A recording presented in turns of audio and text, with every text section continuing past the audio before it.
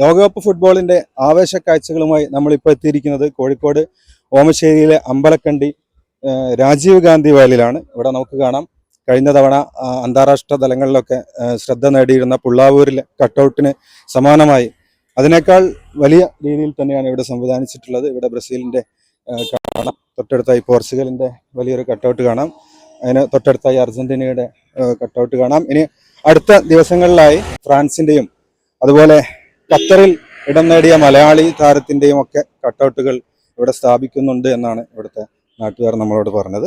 ഇതിനകം തന്നെ ഈ കാഴ്ചകളൊക്കെ സോഷ്യൽ മീഡിയകളിലും മറ്റ് മീഡിയകളിലൊക്കെ തരംഗമായി കഴിഞ്ഞു. ഒരുപാട് ആളുകളാണ് ഇവിടേക്ക് എത്തിക്കൊണ്ടിരിക്കുന്നത്. വൈകുന്നേരങ്ങളിലൊക്കെ നിറയെ ആളുകളാണ്. നമ്മളിവിടെ എത്തിയത് ഏകദേശം ഒരു ഉച്ച സമയത്താണ്. നല്ല വെയിലുണ്ട്, എന്നാലും ഒരുപാട് ആളുകൾ നമുക്ക് കാണാൻ കഴിഞ്ഞു.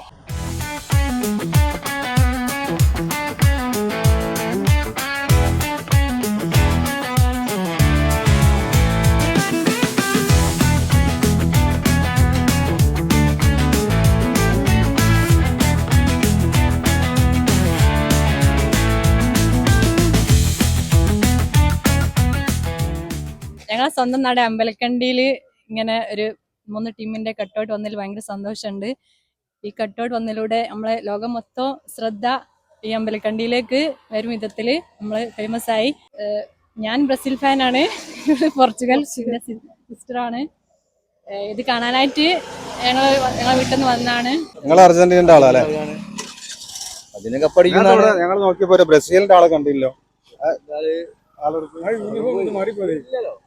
അർജന്റീന പോർച്ചുഗൽ അതിന്റെ ആൾക്കാർ മുഴുവൻ ഇവിടെ ഉള്ളത്.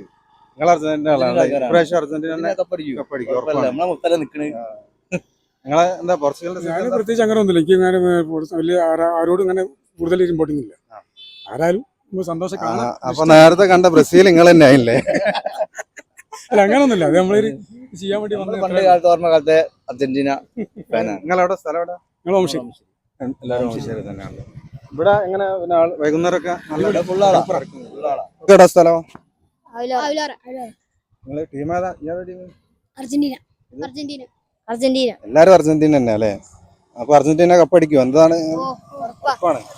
ഫുട്ബോൾ കളിക്കലുണ്ടോ? സ്കൂളിൽ കളിക്കും? ടീമിലൊക്കെ ഉണ്ടോ?